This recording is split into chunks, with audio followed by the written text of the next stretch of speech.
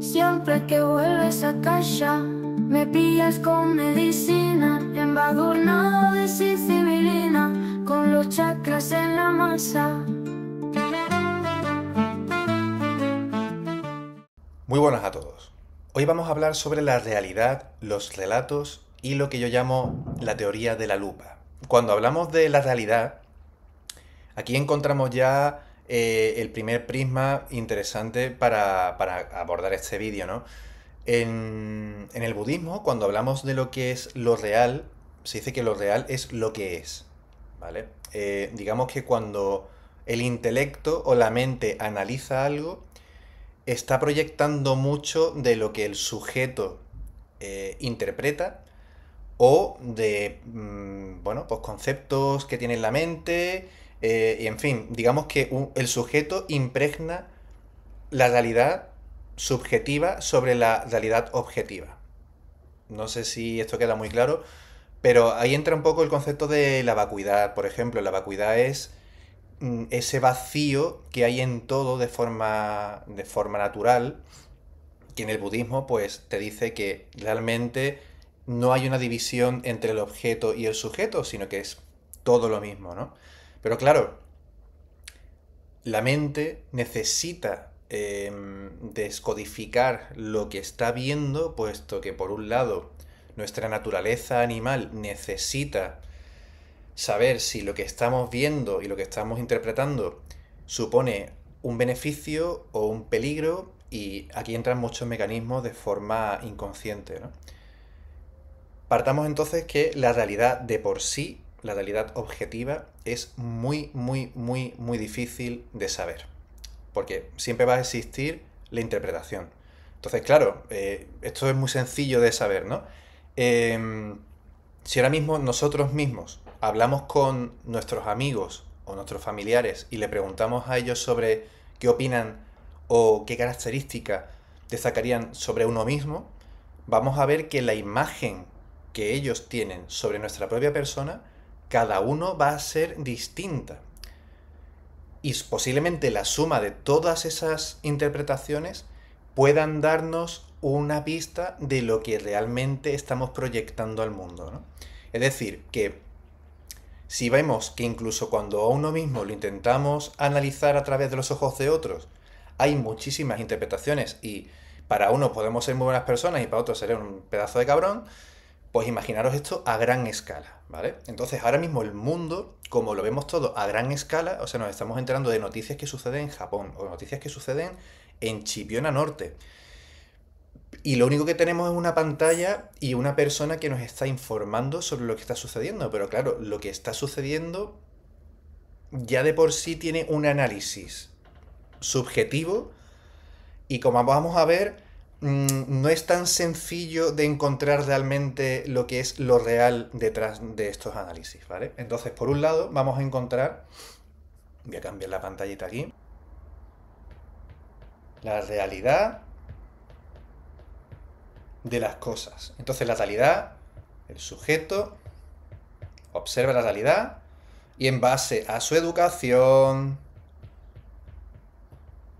a sus prejuicios, a sus experiencias, aquí se están dando un montón de cosas de forma inconsciente que hacen que la realidad sea interpretada.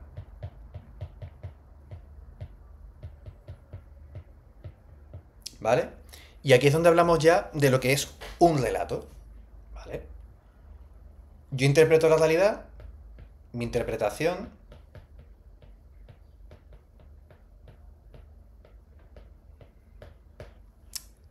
es de forma inherente una historia que estoy contando sobre lo que yo percibo, ¿vale? Por tanto, dentro de esta interpretación existe una parte de verdad, existe subjetivamente algo que, bueno, pues es posible que esté pasando, pero se nos van a escapar siempre muchísimos matices y se nos van a escapar detalles que a lo mejor en ese momento no hemos sido capaces de interpretar.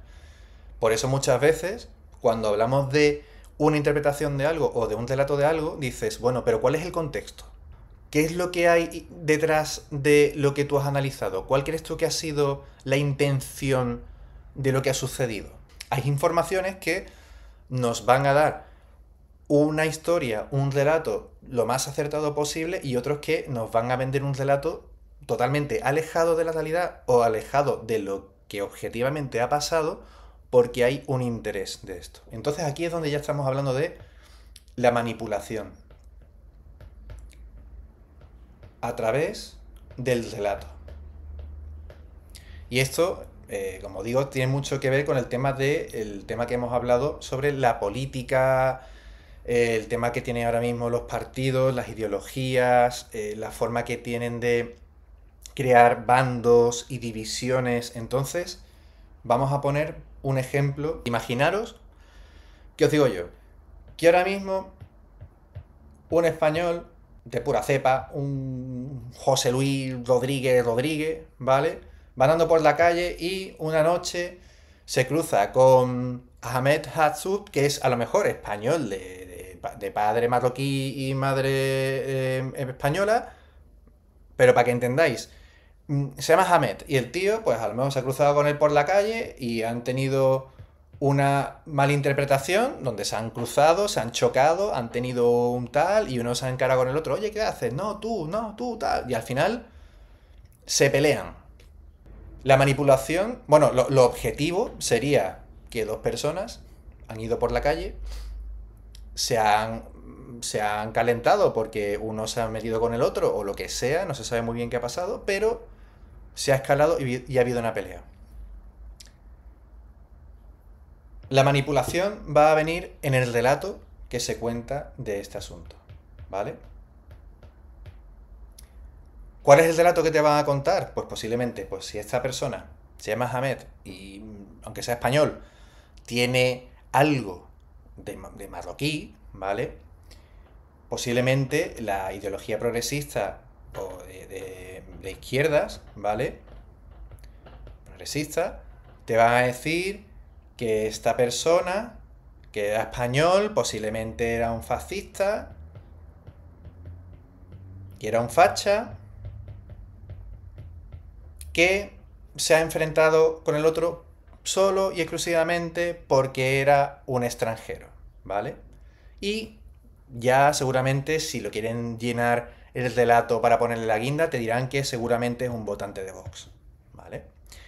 Y el relato que te va a contar la derecha sobre esto es que la derecha o no sé si el PP o el Vox o bueno, seguramente el relato que te van a contar es que esta persona estaba tan tranquila en su casa, el José Luis Rodríguez, iba andando por la calle, se cruzó con un mena, te van a decir que a lo mejor pues que era un mena el tío, ¿no? Que era un menor, un acompañado, y que ese mena buscaba una pelea porque ahora mismo están aquí entrando los peores del mundo, tal, y que entonces la violencia y tal y cual. Lo estoy llevando todo esto a un escenario de exageración, pero para que entendáis qué es el relato y qué es la realidad, a dónde llega hasta el relato que nos vamos a comer, ¿vale? Entonces, ¿qué pasa? Si yo tengo una predisposición de una ideología de izquierdas o de derechas, a mí lo que me estén diciendo sobre el relato lo voy a tomar como real. No voy a dudarlo. Si a mí me dice la izquierda que esta persona es un fascista, un facha, uno de Vox o no sé qué, no sé cuánto, como yo ya estoy sesgado a ese tipo de ideología, la manipulación que viene a través del relato me la voy a comer con patatas, ¿vale? Y al revés, si yo soy una persona que únicamente tiene un pensamiento conservador o de derechas, si a mí me dicen que esta persona era un mena, era un violento y que vino en patera, o yo qué sé, ya posiblemente te pueden decir 50.000 cosas. Lo que me van a vender es un relato acorde a lo que políticamente le venga bien a la derecha, ¿vale? ¿Cuál es el problema de todo esto? El problema de todo esto es que, como hemos dicho en este caso, aquí no ha habido realmente un factor racial en la pelea, o aquí no ha habido un factor de que la persona fuese votante de A o de B. Aquí lo que ha habido a lo mejor es una mala interpretación de dos personas que se han cruzado, han llegado a los puños, se han peleado, pero tanto un lado como el otro van a buscar cómo puedo aprovechar yo esto para mi beneficio político. Y la verdad va a quedar fuera de eso. Lo que realmente sucede, realmente da igual, porque el relato va a ser más importante, ¿vale? Y aquí voy a hablar sobre la teoría de la lupa. Esto lo he llamado yo así, no sé si existirá alguna teoría que ya se llame de una forma similar, pero esto es una cosa que le estuve dando yo vueltas cuando pasó el tema del bicho, ¿vale?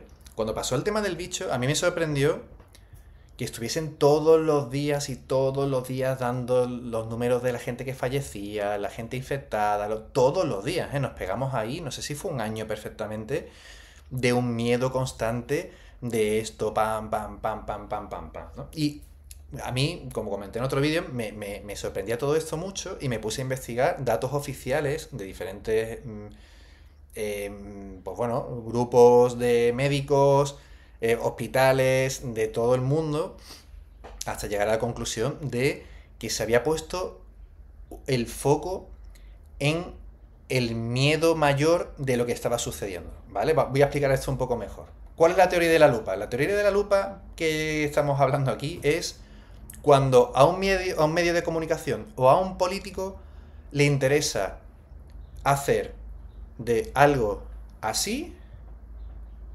algo así, ¿vale? Para que nos entendamos. Por eso digo que es la teoría de la lupa, porque de algo que es una fracción minúscula de la realidad, van a hacer de eso un pedazo de problema de gran escala. Y esto sucede mucho con las políticas identitarias, ¿vale? Entonces, por ejemplo, cuando pasó lo del bicho, se centró todo en la mortalidad del virus, ¿vale? Entonces, a partir de toda la mortalidad que se estaba hablando, se hicieron todas las medidas en base a esa mortalidad. Lo cual, pues uno puede decir, oye, pues tiene sentido, ¿no? Si hay un peligro tan grande sobre un virus y sobre tal, pues hay que hacer todo lo que nos decían, ¿no? Quédate en tu casa, no te juntes con las personas 2 metros, mascarilla, una serie de políticas, ¿vale? Que en el momento donde está el pánico social, pues una persona acepta sin rechistar, que de hecho es lo que nos pasó a todos, ¿no? Pero claro, uno ampliaba el tema de la mortalidad y como ya hablamos en otro vídeo, la mortalidad del bicho no llegaba al 1%.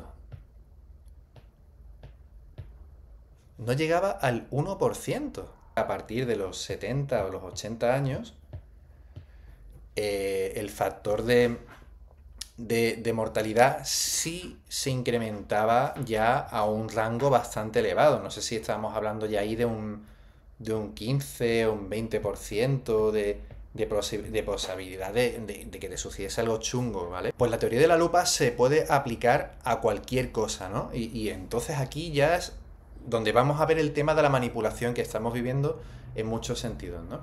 Si tú, por ejemplo, vamos a hablar de un tema que en España es sorprendente, el tema de la extrema derecha. Aquí se habla muchísimo de la extrema derecha. Aquí cada cosa que se habla es la extrema derecha. Todo lo que no sigue una línea progresista del ala ideológica de la izquierda, todo lo que se salga un poco de ahí, automáticamente se va a meter en el saco de la ultraderecha, ¿vale? La ultraderecha se etiqueta también como los nazis, los fascistas. Entonces, claro, cuando una persona piensa en un nazi o en un fascista, al menos cuando yo pienso en una personalidad así, lo que estoy pensando es una persona que es un peligro, ¿vale? O sea, una persona que es un nazi, para mí no es una persona que le guste una esvástica alemana y la tenga en su cuarto, sino una persona que a lo mejor por las noches salga con ganas de casi matar a alguien o matar a alguien por ser diferente su idea o lo que sea. Entonces, es algo muy serio. Un fascista, estamos hablando de personas con un nivel de opresión y de odio y de peligro también a la sociedad, que lógicamente cuando una persona dice, un facha, un fascista, pues a nadie le gusta un nazi o un fascista o un nazi. A nadie. Creo que una persona normal, una persona entendiéndose normal, una persona con la cabeza medianamente amueblada, no puede jamás defender a una personalidad así. Sin embargo, claro, si te dicen que cualquier cosita mínima se amplía para hacer que eso mínimo es la mayoría, ahí es donde está la manipulación. Entonces, por ejemplo, te dicen que la extrema derecha en España es Vox, ¿vale? Y que Vox son fascistas y son nazis, los que hay dentro de Vox, ¿vale? ¿Hay algún nazi o algún fascista dentro de Vox? Pues por la ley de la probabilidad, alguno habrá. Es decir, dentro del partido habrá alguien que vote que su ideología sea extremista y que tenga algún rasgo que pueda ser esto, ¿vale? Es un puntito. Es insignificante. Sin embargo, te van a amplificar esto para que algo que es insignificante y que realmente no supone ningún peligro, te dé la sensación de que es un peligro. Y aquí se da en todo, ¿vale? Aquí se está dando en todo. Ahora mismo, si por ejemplo hay alguna agresión de una persona marroquí en España a otro, eso que es un punto y otro punto y otro punto, si les interesa el relato, lo van a hacer mucho más grande, van a hacer una lupa a un problema muy grande para que se genere un miedo social. Entonces, ¿cuál es el peligro de estas cosas? ¿Cuál es el peligro de que, por ejemplo, se diga que en Vox solo hay nazis y fascistas? ¿O que todos los magrebíes que vienen a España vienen a delinquir o a violar? ¿Cuál es el problema de esto? Que estamos llevando cosas que realmente no representan la realidad, sino que son puntitos minúsculos, insignificantes, se están amplificando y se están generando relatos con finalidades políticas para un lado o para el otro. Y entonces lo que se hace esto, al final del todo, lo que hace es deshumaniza. Si tú dices que todos los votantes de un partido político son fachas, nazis, si tú dices que todos los de otra ideología son comunistas, si tú dices que todos los magrebíes vienen a delinquir, que tal, que cual, si todo eso que es, como hemos hablado, un puntito que representa nada de la realidad, se lleva a un extremo de ampliación absoluta, lo que hacemos es deshumanizar y sobre todo, no solo deshumanizamos, sino que no estamos viendo las cosas como más o menos son. Y digo más o menos son, pues como saber cómo es la realidad objetiva es muy complicado porque la interpretación va a estar ahí. Si nos dejamos llevar por los discursos de un lado o de otro, o de estos relatos que al final tienen un componente político de fondo tan potente, lo que llevamos es la sociedad a los extremos, a generalizar, a criminalizar a gente que no tiene nada que ver, a gente que es buena, a gente que no tiene ningún tipo de maldad y gente que no es justo que metamos en un saco a todo el mundo y estoy hablando de cosas de la izquierda o de la derecha, como podéis imaginar, y no es justo. Y al final, pues lo que estamos haciendo es creando una sociedad de extremos porque estamos alimentándonos de sesgos ideológicos creados por estas ideologías y no vamos a ser capaces de discernir entre lo que es un sesgo ideológico y un hecho objetivo. Y sobre todo porque hay veces donde cuando una persona se supone que siendo de una ideología dice, oye, pues esto no me parece así o esto no me parece asado, vamos a pasar a ser un enemigo. Y esto lo hablamos en el vídeo sobre las sectas y las ideologías, por si lo queréis ver. Así que, como veis, la teoría de la lupa se puede aplicar a cualquier cosa cuando veamos una noticia en un medio y veamos que un político está haciendo alguna noticia de alguna cosa y tal, lo primero que deberíamos fijarnos siempre es, ¿hay una ampliación en lo que está sucediendo? ¿Lo que nos están vendiendo realmente es un problema social o están haciendo de esto porque les interesa ideológicamente y por supuesto para políticas del partido que sea para que ellos estén en el poder? Esa es la reflexión que deberíamos hacernos cada vez que vamos a una noticia sobre ha pasado esto, ha pasado lo otro, seamos una persona que a lo mejor nos consideramos más de izquierda o más de derechas, no caigamos en los extremos y no caigamos en ver la realidad a través de un prisma que está amplificado de forma totalmente consciente por los medios y por los políticos para manipularnos. Así que este es el vídeo de hoy, espero que os haya gustado. Por favor, comentad como siempre, me encantaría saber vuestra opinión. Os mando un abrazo muy grande y nos vemos en otro vídeo.